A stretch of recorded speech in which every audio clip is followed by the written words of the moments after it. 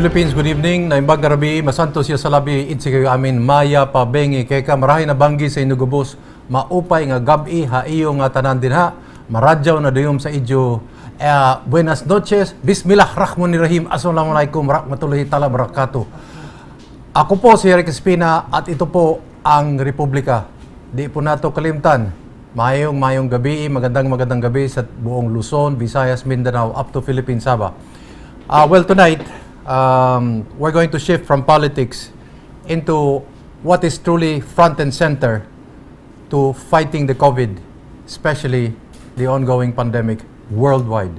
And there have been government efforts that have been undertaken in order to really help the citizenry maintain their mental, physical, more especially their bodily health, especially under these dire conditions. However, there are some other efforts maybe some of you are unaware of. And I don't want to say this because I'm a Cebuano. Maybe it's one of the very rare or very few efforts that are being undertaken which is outside of government. Individuals or volunteers, individuals who put their heart into this, especially at these times. So we're very, very glad to talk to the manager of NOAA Complex, and our title for tonight is NOAA Complex, Atty. Joy Pesquera. Good evening. Good evening, Eric, and good evening to all your televiewers sa Republika. Yes. Walk us through NOAA. First and foremost, no? Father, if I might use the term, father and mother of NOAA. I mean, where did this all begin? Who started the initiative? What was the thought process that entered into the creation of NOAA Complex? It all started way back in 2020 April, at the height of the pandemic here in the city of Cebu. Nagsaka man to ang the cases sa COVID. And then, most of the schools were utilized as barangay isolation centers. So, Vice Mayor Rama invited us to a meeting to discuss the situation, and at the same time looking forward that if in case there will be other calamities other than COVID, so we no longer have a place to bring people. Like for example, there will be like fire or like earthquakes. So Vice Mayor Rama said that it's a lot better that we have a place where we can house the people and big enough to accommodate a number of people, maybe like 1,000 people. And then after that, when he asked for volunteers, so I said nobody among the current elected officials volunteered to handle the what you call this gargantuan task. So I said, now that it's we are in a lockdown, so I had nothing to do, and then even my law practice was at the standstill at the time. So I volunteered to handle the establishment of NOAA Complex. And then as we went along, the cases really had increased, and then Vice Mayor Rama said that is it okay with me if we will handle, instead of non-COVID, we will handle COVID? So I said, yeah, maybe, because the hospitals really had a problem then, and then also the barangay isolation centers were full. So okay, sige, it's fine, we will handle COVID as long as it's asymptomatic. So after that, it's asymptomatic, but then there were a lot of people who needs a place to stay, and then NOAA we call it like a home. So we said, okay, fine, we will accept mild. So eventually, when we started operating on July 1, 2020, ang patients namin were COVID patients, those asymptomatic to even up to moderate. Symptomatic up to moderate. But the whole idea of NOAA was meant to supplement government efforts. Yes. Okay, that saying, Vice Mayor Rama was worried that the initiatives and the protocols and the programs that are being planned and the facilities may not be able to cope up with the increase of COVID. That's why he considered NOAA as a way out or as a support system for Cebu City. Yes, because aside from that, Rec, there were also barangay isolation centers which cause more panic to the Okay. community because like they're utilizing there at that time the schools and then if it's especially if the schools are in the interior area, so it's so difficult to bring the necessary supplements or the necessary things to the community. Only a certain portion were affected, said, but then a bigger area was down, and then it's more problem to the and at the same time to the people, because like you what you call this, needs mga tao, and then ang saon nila ang mga supplies nila, and then gi-cordon off sila, and then also ang mga medical personnel sad, and then even the police personnel, mahadlok na sila musulod. Kay imagine the entire place was already locked down, and then musulod ka dito padung sa school which was utilized as BIC, parang wala sila sense of security at the time. So it's nakita ni Vice Mayor Rama, and it's really a lot better to pull them out, transfer them to NOAA, and at least once nga mo okay na ang situation there in Mambaling, especially in Alaska, they can already start nga ma-open ang place. The barangay health areas, schools, the facilities is not meant to really meet up with the pandemic, no?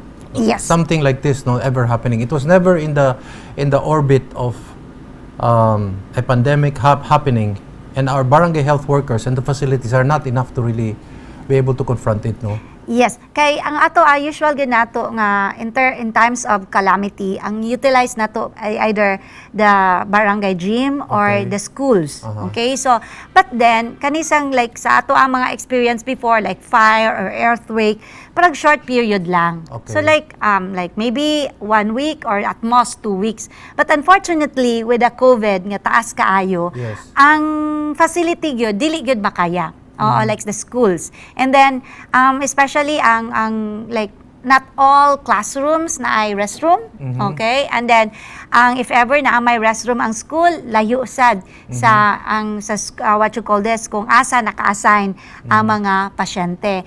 And then, ang kuan sa diha, it's like maybe siguro kita tanan wa man gyud ta kaandam last year, so wa pa gyud maingon nga ma-set up ang unsa gyud what you call this, ang desired nga pamaagi on how to control sa kaning ato ang like and also monitor the patients inside the facility. Is it more difficult to put them in schools and classrooms because you have to have an interagency agreement, who's going to pay for the electricity, what's going to happen if this particular table is destroyed or is stolen?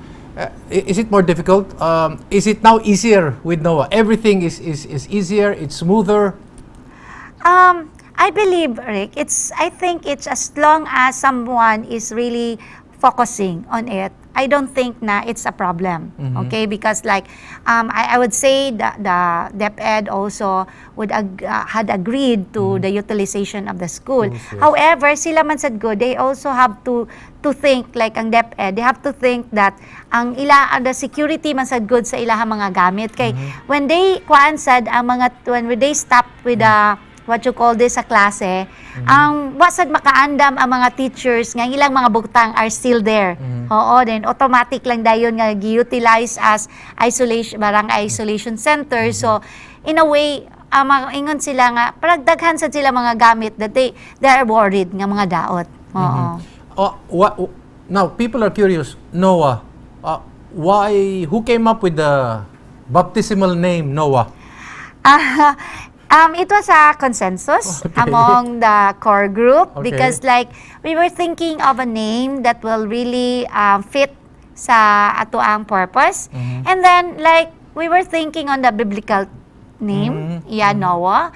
It is like Noah's Ark. The Noah's Ark was able, like it was an instrument wherein people who believe in Noah, that they were saved from the calamity, the flooding. So that's why we use the name Noah. And then we also look at the parang names nga parang mo fit in as an acronym ng Noah. So like new adaptation,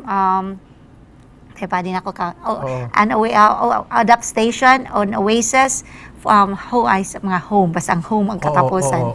So the NOAA is actually an acronym. Yes, it's an acronym. For that, no? Yes. Oh, okay. So, you had this all in your mind, and everybody was proceeding to create the NOAA complex. Was it already decided there and then, as far as the location is concerned? Did Bigfoot step in and say, we're going to help out, or did you have to talk to them and convince them? When we came up with ang first gid na rek ang decision gid really it's to come up with an evacuation center. Okay. So when we agreed to have an evacuation center, so unsa may pinaka nindot nga lugar nga moingon tang outside from the city center, outside or away from the residential area, and the only logical place is SRP. Okay, and then with the SRP, there's the Bigfoot building, which they use as a film studio, and which has not been used for maybe 3 or 4 years. So when we agreed to have that, to establish an evacuation center, then Vice Mayor Rama said that he will call the owner of Bigfoot and then asked if it is possible that we can utilize it as an evacuation center. What were the arrangements? Because if Bigfoot is volunteering these facilities, gratis it amore, then maybe we should really also thank them. Or is there some kind of emolument or some kind of financial support for them? Nothing.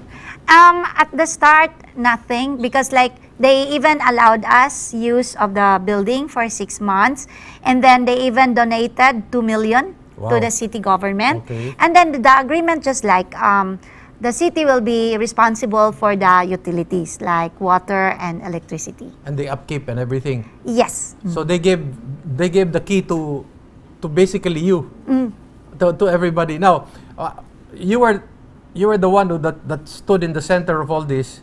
How did again the birthing process? No, how does this go through now? The people, the personnel, the equipments, and then originally this was supposed to be a hospice for evacuation. So, what did you see this in your mind? What did you see in your mind? Bitaw ako, in reality, I really the only thing in my mind at that time was really to come up really with a facility. But then maybe Originally evacuation. Like at the start, it big space. The original. Okay, the first thing that we're gonna do is clean up the place. Okay. Ganon. So clean, and then because when it's an evacuation center, you can just need a big space. Because when there's a need, then you can bring all the beds, the comforters, blankets, everything. Then so clean up. Then so once we finish cleaning up, then they said that can you be an isolation facility? Then I was thinking, okay, so then it's just it's just I would say that things just happen, and then help just came in. Okay. Yeah, and then I would just say we just need this, and then thankfully that there were a number of people pledging help. Okay. So when they had when they pledge help, they have this amount of money that they can help for the material. So parang it's a lot better na once that there's a need for materials, at least we have something in mind nga, okay, at least charity works. yes. Okay, Republika will return after a few reminders, and when we come back, we'd like to flesh out how did the charity of people and talking to people come about. I mean, did they just go there and then volunteer their finances? And should we even thank some people that are worthy of mention when Republika returns?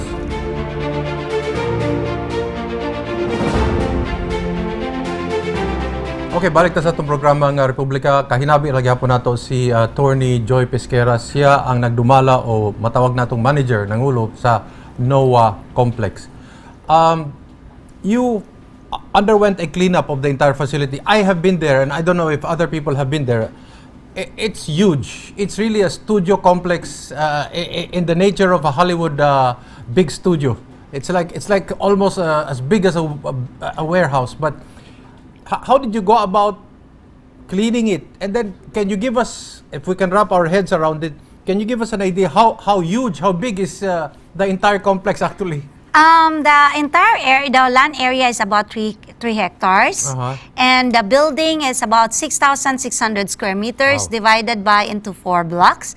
It's each block is at least 1,600 square meters. So, like, in order for people to imagine how big, 2 gyms, it's bigger than 2 gyms inside, just for 1 block. And it is high ceiling. I've Yes, seen it. It's even high higher ceiling than the ordinary gym. Yes. It's very high, no? Yes. Okay. And then, so, wow. All these figures, I mean, where did you get the personnel to clean it? And who were the heroes for NOAA to do the cleaning? Yeah. At first, like, when Vice said na we were gonna start, and then when I volunteered to help, then I have this trusted na staff before when I was a counselor, si Tata Aninipok. So I said, now he's with Don Hontiveros. So I asked Don if he can lend Tata to me para makatabang nako. And then with kabalo naman si Tata ug unsa said ang standards on work, said na we need to clean first the grounds. Okay. So because like ang sa grounds para imagine at that time, the first time I went into that area, Rick, naglisod ko pangita asang building. Because dili makita ang building because there were like tall, ipil-ipil tree, mga ipil-ipil, mga shrubs, kana mga kugo, hindi yun makita ang gawas. So, mo to ang challenge na mo, it's first to clean up the surroundings. So, it's a good thing na, kanisa dato ang good relations nato sa to mga empleyado, nga even to dito mga operator nato sa to ang DEPW. So direkta ta nila kay pandemya man. Supposedly wa sila trabaho. Tabanganay tanan. Yes, so we asked them to help, and then they reported to work. And then, tabang sila, glimpyo. And then, after na clean up na namo ang surroundings. How long did it take you so that people can understand it's not an easy job? Siguro like 3 days. 3 days? naman Morning till kuan good? Yeah. Okay. Mga 3 days lang, maybe like siguro, kuan lang siguro, may 3 to 1 week. Okay. And then afterwards, next na po is to start cleaning up the insides. Okay. So, ang kuan dito as in kanaganing grabe sad gyud kay like ngit-ngit man gyud kaayo. Okay. So ang during daytime rami ka pang limpyo, and then first na mong gipangayo ang tabang ang DPS kaning mga street cleaners. Walay suga sud sa kuan. Wala. Wag yun. Wala. And to think this is supposed to be a studio as a movie, no? Yeah, Wag kay yun suga. kuan man kay they stopped operating it like 4 years ago when the landfill was just across the channel. So parang mabot gyud kay whatever ang smell sa landfill before. So maybe siguro mo na nisira sila. So wala gyud electricity. No water, no electricity. So mo na nga limpyo, at least nitabang to panglimpyo namo ang mga Metro Aid, and then eventually nga para kinahanglan naman gyud mig mga di na gyud although kana mga debris, mga garbage na nga kuha na pilit man kayo ba like the wall sugaw kaayo and all the cobwebs. Then we asked also help from the Bureau of Fire. Yeah, and then sa patubig project sad sa DPS nga flushing kuan gyud na flushing gyud og kanang kunsa nga ang mga water tanks ang among gipasud tanan flush. And then afterwards nga parag nalimpyo na ang kuan ang dito na sad mi nang hangyo si Vice sa Veco nga makatabang sila nga mapahatagan mig kanang kuryente. Libre. Bayad gamay. Ang consumption lang ang bayad sa government. Pero ang mga poste, ang mga connection, Sabi ko na. sa Veco, pati ang katong, di ba, kanang transformer? Yes. Ilahatanan. How about water? Ang water, ang kuan nato ana kay naamay before ang kuan ang Bigfoot naka-connect man sila sa Filipinas Water. Okay. So what we did, amo lang gi rehabilitate ang ilang water pipes and then ni kuan ni hangyo mi sa Filipinas Water nga mo connect mi sa ilang tubig. Okay. And then are they giving you some kind of preferential rates or they're just still charging you the same? Normal rates. Normal rates, okay. But ang kuan lang, it's just that nga ang ato man good nga naagad tay automatic bangan makakonect dayon ta sa tubig. Oh, madali ang proseso. Yes. Oo. And then naman kabalo ta sa pamaagi sad sa government nga it will take time sad ang pag-process sad sa payment that at least they're aware of it. So then they also took a gamble na yatagan mi nilang support. So okay lang. Were you scared because you're not supposed to be in the front line, no? But I mean, you're volunteering, and this is supposed to be a hospice for asymptomatic, moderate, COVID. So, what ka nahadok? I think last year, at that time siguro, ang tanan ako mga kahadlok nahurot na. Nahurot na. Kaya I was like, ano ba nga, if I'm gonna die of COVID, and then I'll just be at home doing nothing. I would prefer to die doing something, helping the people, yeah. rather than at home and then parang I'm locked out. I'm like a prisoner at my house, diba? So it's a lot better being there, doing something, diba? And it was not difficult convincing other people to also think like you, because actually when they would also be exposed, the same risk, no, like frontliners. So lisod ba pag convince nila? I think para pag siguro no nga we're so blessed nga it was parang easy lang. Ang parang maybe siguro nakita lang sad siguro nila ba nga like kay mga mostly sa first nga nitabang Rick ba mga close friends man ako, mga close sad ba mga close sad na ako maski mga katong mga government employees na uban mga volunteers mga kaila kay they knew that my dad was sick. Okay. And then my dad was bedridden. Okay. And they knew that I was taking care of my daddy at that time. And you were superwoman. Yeah, and then they saw me nga still nga even with that situation nga ni volunteer ko nga motabang parang kung pagaingnon pang they were in a better position or situation than myself then ako man gani nga ni hatag sa akong time for that mo nang sila sad willing ra sad sila nga ni tabang. But you were careful. I mean, you were personally as they say in situational awareness. You were careful. Oh yes. Kay good thing lang sa Drake nga prior sad ko nag-volunteer ato like during that katong first like 2 weeks nga nag-lockdown ta nag-study man sad ko about COVID. Okay. I studied about like contact tracing. I studied anang measurements on how to gauge on the success as a program, and then also I studied mental health as a result of COVID. So more or less I have already kanabang in a way nga aware on how to handle myself, how to protect myself, and also how to protect my family. Then, in a way, sad, ako sa nang-cascade nila that they have to also study it para makasabot sad ta. Kay no matter what nga, kung kabalo lang ta og how to handle ourselves, naman, we can live like in a way, normal life. Initially, more lang ni siya hospice, no? Karing evacuation, nag-morph into a hospice. And then, how was that? Where did you get the beds? And then, the cubicles. Ang compartments, mga cubicles. So, how did you do that again? Did you start calling up people again? Did Mike Rama start calling up people? How was that? Katalan said, like Mike said na he asked also like with the connections also ni Mike and then especially with his friendship with mga people nga nakita sad nila nga how Mike and myself work. Then they had already an experience with us. So they you're a good tandem, ha, kamundo ha. Kaya makasinabot dahil mo ba? Kanabang nasa mahuna-unan, ikaw mo yung makabuhat yun. Parag ako ang antig-implement. Whatever, parang nun, if we agree on something, we can really do yes. a magnificent thing. So like, nasa na siya mga connection. Like for example, Beautiful Cebu Movement Foundation, headed by Marikita Yong. So, Yes. sa Limbangon Yong, Mike asked the help of Marikita if their foundation can help us. And then, Marikita immediately said that they can support this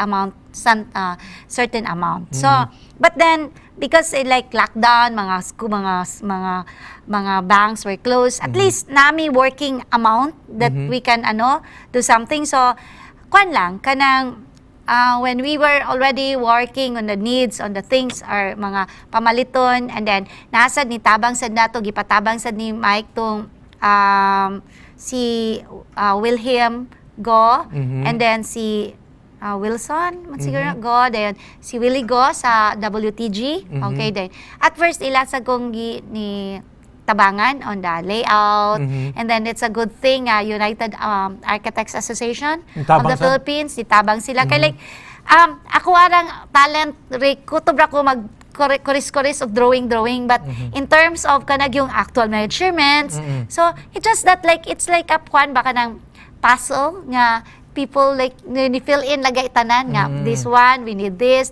one we need this, ana ba nga like pag human first ikaw rin nagbalay-balay, and then ilan na nang gikuan, contribute like, na sila. Mao na ni ni pledge og amount for the material. So nisud man sila nga motabang, okay, tabangan ko nilang layout. Okay, so naka-layout na. And then there's si Joshua. Joshua is a registered nurse, and at the same time masteral in hospital management. He graduated in London. So in a way maingon ko I'm blessed nga naa siya nga nakatabang nako kay like wa ko'y background gyud on medical field. So numero noon, okay kay ko, pang-abogado, okay. Pwede, pero in terms anang like on sa mga red zone, siya. So, wag yun ko ana. So, si Joshua sad ang nagkuana ko ana. Nagtabang, and then there's another how did you ako lang para lang mailhan usab si Joshua, how did you get to meet Joshua kay para pagamangkon siya ni Willie Go. Okay. They have their own construction company, but it skipped my mind. Okay. So yes, ang parents kay mga architects man. So first ato ang chapter nila Radya Humabon. Chapter sa kanang Architects Association, may niuna natong tabang, and then there's also another chapter ang Cebu ug I think Mactan chapter also came in to help katong nitabang sa kanang PBB, sa katong sa IEC. So they also went to NOAA, and then they extended help, and then ningon dayon nga, I can connect you with the Philippine Army sa CENTCOM. Aron ang mga army mo provide og personnel nako para pagtukod sa mga cubicles. Kaning NOAA is like a private-public partnership, no? Yes. Are you aware of, I don't know, I mean, maybe in other parts of the Philippines there, but are you aware of any other province that has something like a NOAA? I mean, in this scale. I mean, I've been there, it's safe. Believe me, if you want to have yourself vaccinated, go to NOAA. It's just, for me, personally, it's the safest place with the roofing, with the air, with the ventilation, and the people around them. Yes, manipagay nun ba nga, things just came in, and then tabang sila, and then, mingo data, 10 days, really in 10 days, the CENTCOM personnel were able to finish all the cubicles in 10 days. Ang engineering na, Yeah. And then, ang amo lang arrangement ato nila nga, provide na ko sila space to sleep. Dayon, so namalit kog kanang mga ilahang mga kanang folding beds nga katugan, and then at least na naman at that time na namisuga, na nami tubig, so okay lang. As a COVID facility, were you playing with the number, like how many beds should there be, how many this, how many that, pillows, you're playing around with all these numbers. How many beds did you have in mind? Originally we had about 316. Okay. 316 cubicles. Okay. And aside from that, we had 2 delivery rooms. Okay. And then we also have aside from the delivery rooms, we have big rooms which we utilize as activity rooms as well as kanang prayer room. So Okay. na sila space. So, prayer room? Nay prayer room. For all religion, so to speak? Yes. Okay, multi-denominational? Yes. Okay. And Why then, did you have a delivery room? Basig namati na ito. Nga man, delivery room? Just emergency? No. Gikuan kito nato kay si Kwan sad prior sad mi nag-operate. We were also have a discussion with Dr. Aquino sa Vicente Soto. They presented to me ang ilahasang situation nga kanagong manganak ka di kidayon ka makasud sa delivery room ay sa operating room kay you have to be swab pa. So ang uban makaanak na lang sa Dalan. sa dan or Sa auto. Yes, ambulance sakyanan, So mo na nga among gibutangan og delivery room Para makatabang sa Vicente Soto. makatabang sa mga Vicente Soto and then makatabang sad sa mga COVID patients. Okay, we're going to pause for a few reminders, and then when we come back, we'd like to know what is NOAA doing now. What are its multifaceted accomplishments? Quietly, they're doing a lot of heroic works, and nameless peoples putting in their efforts when Republika returns.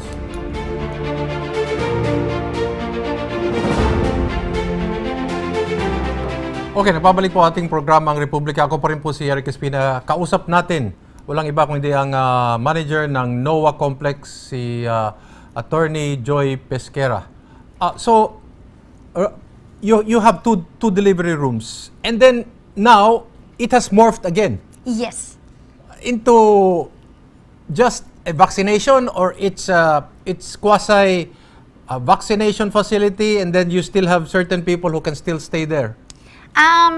It's vaccination center na. Wala na may atong isolation kay naman sad nga ang mahadlok man sad ang mga tao if there will still be COVID patients. But ako sang i-share, Rick, nga during go the ahead. 11 months that we were operated, we were able to serve about 3,352 COVID patients. Wow. And then we had about 57 babies delivered at NOAA. 57 babies? Yes. Anybody named Kwan? named- Noah or Joy? Iya, na tay mga NOAA. Mostly Na yung mga nila. Joy sad? I'm not so sure. Gibuhat kang ninang ba? Nobody, wala. Iya, wasad ko ka-check kung Okay, nagbutang sige. sila. But more or less, daghan nag-NOAA. Oo. Okay. Yeah. And then now, we already been transformed into Okay. a vaccination center. So we closed down the isolation May 30. And when we opened the vaccination center, June 12. So Okay. it's about 13 days apart. Independence Day gyud ha? Yes, in the Maway Youth. June 12, okay. Yes, oo. Oo. And then we started vaccinating June 21. Yeah, and then from that time until the present, ang amuan ng nabakunahan diya sa NOAA, it's already about 66,000 Okay. people. 66,000? Okay, and then, again, I'd like to ask, who are the faceless individuals, putting in their time, risking their lives, doing what we think may be menial jobs on the side? There are the frontliners. Who are the people worthy of mention, so that we, the public, can pray for them and thank them even in our hearts?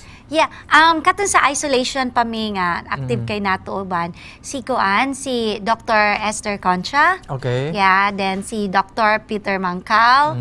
And then karon si nagyapo nato uban si Neil Ochige. Okay. At that time siya ako ang pagiging property manager, and then karon siya na akong front desk manager Okay. sa vaccination. And then also Ayan Hasamal. Okay. Oo. And then Dr. Daisy Villa. Oo. And then all mga ato mga sa una nga amo ang mga housekeeping, nahimo na namo ron silang encoders. So, ni Morph. When you mean housekeeping atong mga Yes, cubicles? o kada mga kuan na mo ba sa nga GO na mo nga gipang hire, Okay. instead na mga kuan sila sa una, tiglimpyo mga cubicles karon mga encoders na sila nako. Oo. And then we also have the nurses. So a number of the nurses sa una nga gi-assign sa DOH diya sa isolation facility pa kami, karon they still work with us as vaccinators. Okay. Inversely put, I'd like to ask this of Attorney Joy Pesquera. If, God forbid, you, Vice Mayor Mike Rama, did not think of NOAA, I mean, so that we are able to understand and how to appreciate what NOAA has done. What would have happened if there was no NOAA? Kuan gapon, parang at the time I would say na the city would have a difficult time. Okay. Because ang NOAA man good, aside from nag-ingon ta nga kanang naghandle ta sa mga kanang mga bag-o nga na COVID positive. At that time we also serve as a step down sa mga hospitals in order to declog the rooms sa COVID ward nila. Kung naanay pa ingon nga naayo na sa like gikan sa serious ni kuan na nila improve na ilahang situation, ang NOAA ang modawat para at least ang katong mga rooms nila will be utilized those really in need of kuan yun hospitalization. That is the short and long of it, but actually that could be there could be more, no? Maybe Attorney George just doesn't want to pat her back and bear the heroism that is really going into NOAA, because sus kung wala lang yun ang NOAA na sus, you are right, it would have been doubly more difficult for Cebu City and for the people of Cebu City. Right now you're into vaccination, you've done 66,000 and still ongoing, you have a drive-through. My next question is, how is the vaccine being apportioned in terms of for what is for NOAA, what is for this vaccination site, etc., etc.? Like I always attend man the assessment meeting sa tanan na mga site managers. Ang pag-apportion yun, it's really on the kanang capacity of the facility to vaccinate. So ang atoa diha kay like it's ang atoa yung capacity diya sa NOAA, we can as much as like 3,000 a day. So, but depending rasad gyapon na on the number of people going there. So, mo na ilahang ko anon. Kung as long as kung nai enough number of vaccines ang city, so pangutanon man mi pilay makaya namo. Do you ever close shop? I mean, was there a time when there were no vaccines coming to Cebu City and we were still knocking on Manila's doors for more vaccines? Was there ever a time that you had to close? Yes. Last week of June and then first week of July, we had to close down because no vaccines. No vaccines alive? At that time. And that's like, if you're talking about 3,000 per day, that's a lot of opportunity being wasted and lost, no? So, the minimum or the maximum is 3,000. Yeah. People are going to ask, because of what's happening with the Delta variant, are there more people now, more individuals now clamoring to be able to have themselves vaccinated, or is it just basically just the same? Based on my observation, the highest that we had nga katong parag in a way nga parag ang interest sa mga tao was like July and then up to third week of August. But then when fourth week of August, ni down, and then we cannot really understand nga parag siguro baka nang some people were like always listening to fake news. Oo nga.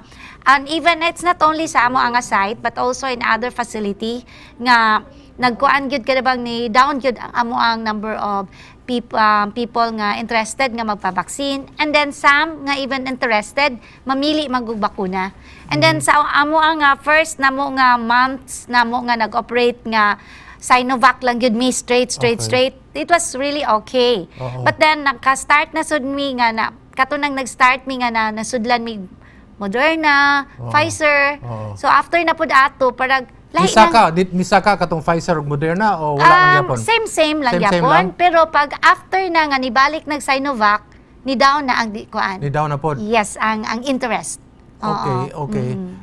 Mangutana ang mga tao usually when they go there unsa inyong gihatag? Naay gyud mangutana. Nagay mangutana. Have you ever been confronted of a difficult situation and then you're the site manager and not everybody is on an even keel in terms of their temperament and then their ages of course. Have you ever, what is your most unforgettable, sad experience as site manager? Not really sad, but then, para pag ka na... Challenging, if you challenging, like. kay like, ako lagi, it's like near to me, near to my heart, ang mga senior citizens, Of course, like especially my mom, because of my mom. And then, ang ako agad nga, nag-prioritization ko og senior citizens, like it was like 2 weeks ko nga exclusive senior citizens. The challenging part was ang mga seniors mag-demand that they be given priority. Okay. And then, how can you give priority Oo. when they are all priority? Correct. Oo. Yun, oo. Yes. They're all senior citizens. They were all senior citizens, so how Okay. can you prioritize? So, what I told my staff na, okay, because they are all seniors, so we have to give priority to the most seniors. So, Like those nga, parang 75 and above. Okay. So, those nga, like, difficulty walking, Okay. those naka-wheelchair. Okay. So, mao gina siya ikuan kanang atong i-prioritize. And then there was one really good nga parang makaingon jud ko, Rick, the interest of a person nga magpabakuna. Oo. Nga, there was one really nga parang na-touch kay ko nga, they even, parang they walk from Labangon. all the way to Kay not really kay nag-wheelchair man gud siya ba, so maybe siguro kanang tan-aw tingay nila nga okay lang na magkuan ba nga tilay sila transportation ila, then interesado jud kay sila nga kuan nga nagano gid sila, like ni adto gid ba nga ang isa naka-wheelchair, ang isa nagtulod. Oo. And then ni adto gid sila para magpabakuna. Uh-huh. And then I was so touched sa ilahag yung interest ba, and then mo na lang yung gibuhata to na kaysa kanig basang maglakaw ka musaka gyud ba imo hasang BP gipa-relax na mo sila, and then afterwards nga pagpauli na ako sa gyud silang gipahatod kay it's not really easy nga walking like especially for the one nga nagduot pa siya og wheelchair. Okay. Adverse effects. Naman tayo mga ambulansya, no? Kay madala dayo sa hospital just in case. Naman tayo mga doktor din. But did you experience anybody being inoculated or being vaccinated and then experience some adverse effects? So far wala pa. Wala pa? Oo. Ang ato lang gyud diha nga musaka lang jutay ang ilang BP. Before? Oo. Usually before or after? Naay kanang mga daghan jud kayong kato at that time, there was a time nga daghan kayong before. Problema na ko sa amlo o clonidine. Like imagine makahurot gud mig like 200 to 300 amlo o clonidine ko. Oh my gosh, where am I going to get all these supplies? Kay the challenge there. And then said nga ang kato sa danguban nga after sa vaccination nasa mo shoot up gamay, pero naaman tay ato ang katong delivery room na mo before. We converted it to an emergency room so they stay there and relax until such time na mo stabilize ang ilang situation. But so far naman wala man sad nga ningon nga nadala na mo og hospital. If are there new individuals who are still there, in the middle of the in the middle of the fight, and then still giving, quietly without their names being mentioned? There are still people like that. In helping out with NOAA. Yes. Okay. Like one of those, ang mutabang na to, of course, Rafi. Yeah. And then nasad ang Rotary Club of Cebu. Yeah, through Bernard Sia. Yes. Ang mga senador or congressman nga daghan ra bang managan karon, so tabang ba sila? Wala sila tabang. Si Senator Risa Hontiveros nakatabang sa NATO. She provided us with laptops, and then nagkuan sa siya mobile clinic. Diya sa NOAA, and then si Senator Cayetano nag-provide sa to siya katong previously katupang isolation me, and then nag-provide sa siya ng mga mga BPR aparatos. Kay dali kay mahurot ang mga guba among mga aparatos, Rick. Like siguro among damage in a month Oo. Kanabang mga 5 in a Aha, month, oo, aha. kanang BP apparatus, kanang oximeter, Oo, okay, sa oo. kadaghan sa gamitan everyday, kuan gyud mahurot gyud, and then batteries, grabe amo ang consumption of batteries, so Aha, kana, so and then kinsa pa ba mga other proxy. Ang kuan said, thankful said me kaning sa Asahi Beverage. Yes. They provided us with a good day milk drink. Oh, that's good. Yes nga, mao niya mo ang gipang distribute sa mga clients nato every day nga, especially katong padung na mga lunchtime nga maabtan sila kanang paniod to. So we gave them the good day milk drink. Mhm. What we'd like to also know is that you're right there. Your feet are on the ground. I mean, you're basically touching people. You're witnessing all of this. Do you see this NOAA complex 2022, 2023? If you look at the ratio and the pace, time and motion towards eventually, well, not only herd immunity but hopefully mass immunity. Do you see this ongoing until 2022 and 2023? Maybe siguro maabot patag 2022, but I hope nga di na maabot og 2023. 23. Yeah, kay with the kung as long as nga ang atong number of the vaccines will just be karag continuous, Oo. and atong supply, and then as long as sa atong mga tao they are willing, we will be able to finish mga siguro November maka-achieve na tag herd immunity. This November, ha? Yeah. You're talking about, well, of course, 66,000, no? Pero, kaning 66,000 ba? Yes, I know walang na. Sa NOAA lang na? Yeah. Wow. So, hopefully by November, Yeah. makuha na nato ang herd immunity, no? Yes. But are we aiming for beyond 70%? No. Oh yeah, as much as possible, if we can go 100%, why not? I'll ask this of you, kay ikaw may naapo din ha, no? They're now talking of young kids, 12 to 17 or 17 and above, no? Or that's one. Number two, they're talking about booster shots.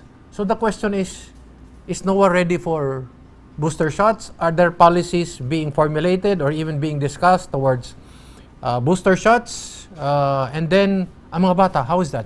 Until now, ang DOH has not really provided us with the guidelines and even the registration of the minors. Oo. And then, ang isa sad nga, ang mga tao, ang expectation gud nila with the declaration of Moderna, nga pwede na siya sa 12 to 17. Okay. However, other vaccines, wala pa gid sila naghinay declaration nga pwede. Oo. O mo na atong kakuyawan ba, kay ang uban dayon nga, yes, magpabakuna na dayon.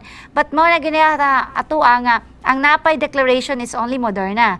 And then most of the, like ang Pfizer, 16 and above. So the rest, it's really nga 18 above. So pag ginaingon ang like Sputnik, Sinovac, Sinopharm, wala pa na sila. And then even Astra, wala pa sad. And then ang atua sa diha nga, katong imong gingon nga like ang booster shots, yeah, pwede rata ang kami, kuan man mi kanang kami man ang mo administer, so wa may problema. But then ang it's more on the government ang ilahang Ang policy lagi. ang policy. Oo. Kay although maingon sila nga pwede na gyud nga like for example ang mga Pfizer. Oo. So like maingon man ang kuan nga kinahanglan gyud ang Pfizer after 6 months magkuan na pod booster shots. Hasta ganay ang ang Sinovac, they're talking about the third shot as Third booster. shot, oo. And then recently 3 days ago, Johnson & Johnson pwede na pod. For the second dose. O second dose. Oo, Yes, oo, oo. oo. Kaya ang second dose, kuha na to ba nga, it's really, pero para sa nako ba nga, may unta ang tanan lang sa, maski ang the second dose, mahatagan ba? Mahatagan tanan, no? Una sa tamag, huna-huna o booster. So those really nga gusto magpa-booster, maybe those, ang kanag yung mag-interesado nga mag-booster, maka-afford man. So pwede na gyud na, pwede ka magpalit na kasi mong kaugalingong bakuna. Kaya like for example, ang Pfizer, it's already like approved by FDA. So eventually, it will be sold in the mga stores, drug stores. Final word, inviting people to NOAA. Yes, we would like to invite you to go to NOAA, visit us, magpabakuna ta. Importante kayo nga kita tanan mabakunahan kay ato agyud nga we need to achieve herd immunity. Once we will be able to achieve that, makaingon ta, we will be atong ekonomiya mabalik and we will be back to normal. Okay, muna'y katapusan sa atong programa sud sa usa ka oras buot natong pasalamatan wa gyud lain kun dili si Atty. Joy Pesquera for doing this kind of work. And of course, let's not forget Mike Rama kay muna sila Batman and Robin gid na sa NOAA complex. Thank you very much for spending the hour with us and for informing the public, and we'd like to congratulate you. Thank you, including all the individuals we may not have been able to mention, no? Ang mga ngalan kay di man nato mahinumduman tanan, but we'd like to thank all of you. Bahala na gyud ang Ginoo ninyo because God is a very good accountant. Di man gina. So thank you very much. Ito po si Erik Espina, palaging nagsasabi bilang isang uyayi ng galing ng ina, at sana ay maging lunggati ng ating pagka-Pilipino, magmasid, makialam, higit sa lahat ay manindigan, dahil wala pong magmamahal sa Pilipino kung hindi ang Pilipino. Daghang salamat, maayong gabi kaninyong tanan.